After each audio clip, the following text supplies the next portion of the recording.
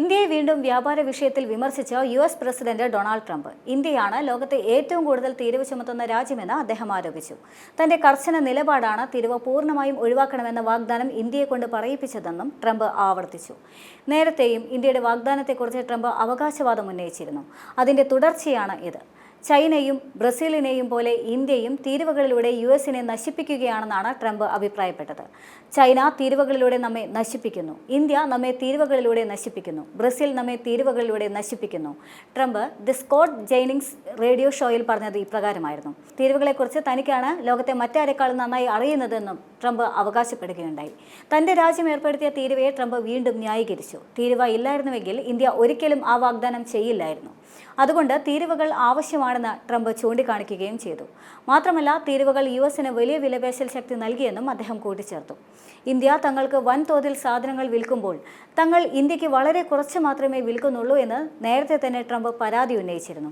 ഇന്ത്യയുമായുള്ള വ്യാപാരം തികച്ചും ഏകപക്ഷീയമായ ദുരന്തമാണെന്നും അടുത്തിടെ ട്രംപ് സാമൂഹിക മാധ്യമങ്ങളിൽ കുറിച്ചിരുന്നു. അതിനിടെ വ്യാപാര ചർച്ചകൾ പുരോഗമിക്കുകയാണെന്ന് ഇന്ത്യ ആവർത്തിച്ച് വ്യക്തമാക്കുന്നുമുണ്ട്. യുഎസുമായുള്ള ചർച്ചകൾ തുടരുകയാണെന്നും നവംബറോടെ ഒരു ഉഭയകക്ഷി വ്യാപാര കരാർ ഉണ്ടാകുമെന്നും വാണിജ്യമന്ത്രി പീയൂഷ് ഗോയൽ അടുത്തിടെ തന്നെ പ്രത്യാശ പ്രകടിപ്പിച്ചിരുന്നു. രണ്ട് രാജ്യങ്ങളും തമ്മിലുള്ള കരാർ ചർച്ചകളിൽ ചെറിയ രാഷ്ട്രീയ പ്രശ്നങ്ങൾ വിലങ്ങുതടിയാണെന്നും അദ്ദേഹം ചൂണ്ടിക്കാണിച്ചിരുന്നു. ട്രംപ് ഇപ്പോൾ പറഞ്ഞ വിലപേശൽ ശക്തി എന്ന നിലയിലാണ് തീരുവയെ യുഎസ് കാണുന്നത് എന്ന് ഏറെക്കുറെ ഇതോടെ വ്യക്തമായിരിക്കുകയാണ്. എന്തെന്നാൽ നേരത്തെ യുക്രൈൻ റഷ്യ യുദ്ധത്തിൽ ഇന്ത്യയുടെ തീരുവ സമ്മർദ്ദ വിഷയമാക്കി മാറ്റാൻ യുഎസ് പ്രസിഡന്റ് ശ്രമിച്ചിരുന്നു.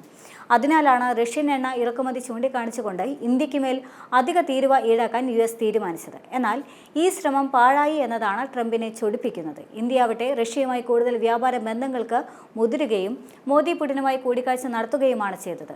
ഷാങ്ഹായ് കോർപ്പറേഷൻ യോഗത്തിൽ പങ്കെടുക്കാനായി ഇന്ത്യൻ പ്രധാനമന്ത്രി നരേന്ദ്രമോദി ചൈനയിൽ 7 വർഷത്തിന് ശേഷം കാലുകുത്തിയതും ലോക രാഷ്ട്രീയ സമവാക്യങ്ങൾ അപ്പാടെ മാറ്റിമറിക്കുന്ന നിലപാടായി മാറി. ഇതോടെയാണ് ഇന്ത്യയെ കടന്നാക്രമിക്കാൻ ട്രംപ് മുതിരുന്നത്. പലപ്പോഴായി ഇന്ത്യയുടെ തീരുവ വിഷയത്തിൽ സ്വന്തം ഭാഗം വെള്ളപൂശാൻ ട്രംപ് ശ്രമിക്കുമ്പോഴും പല പ്രമുഖ സാമ്പത്തിക ശാസ്ത്രജ്ഞരും ഈ നീക്കത്തെ തുറന്ന് എതിർക്കുകയാണ് ചെയ്തത്. മാത്രമല്ല, ഒരു ഘട്ടത്തിൽ യുഎസ് കോടതി വരെ ട്രംപിന്റെ തീരുവ നയത്തെ വിമർശിച്ചിരുന്നു. എന്നിട്ടും അതിൽ നിന്ന് പിന്മാറാൻ ട്രംപ് ഇതുവരെ തയ്യാറായിട്ടില്ല. എന്ന് മാത്രമല്ല, തീരുവ നയം മാറ്റിക്കഴിഞ്ഞാൽ രാജ്യം നശിക്കുമെന്നാണ് പ്രസിഡന്റ് പറയുന്നത്.